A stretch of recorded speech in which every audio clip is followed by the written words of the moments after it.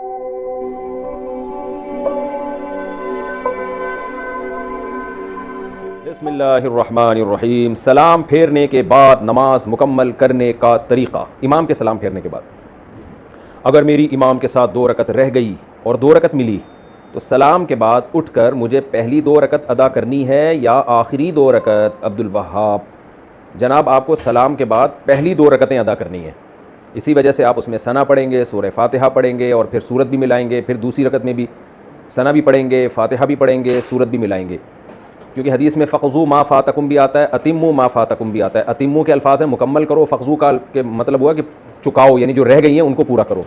तो इसलिए हनफिया के नज़दीक जब मसबूक अपनी नमाज़ मुकम्मल करता है तो जो रह गई हैं, यानी जो रकतें इमाम के साथ नहीं पढ़ी हैं, उनको मुकम्मल करता है।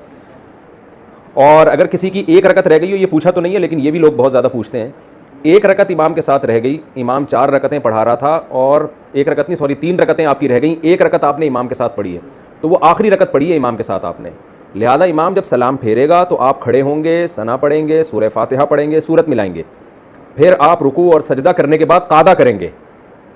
तो अगरचे ये पहली रकत है आपकी, लेकिन इसमें आप बैठेंगे इसलिए कि 2 रकतों के बाद बैठना चाहिए। तो 1 रकत इमाम के साथ, 1 अपनी, तो 2 रकत तो हो गई ना, इसलिए आप बैठेंगे। आप बैठ के अत्तहियात पढ़ के खड़े हो जाएं, फिर सूरह फातिहा पढ़ें और सूरत मिलाएं। फिर रुकू कौमा सजदा के बाद फिर बैठे नहीं, दोबारा खड़े हो जाएं और फिर सिर्फ सूरह फातिहा पढ़ के रुकू कर लें।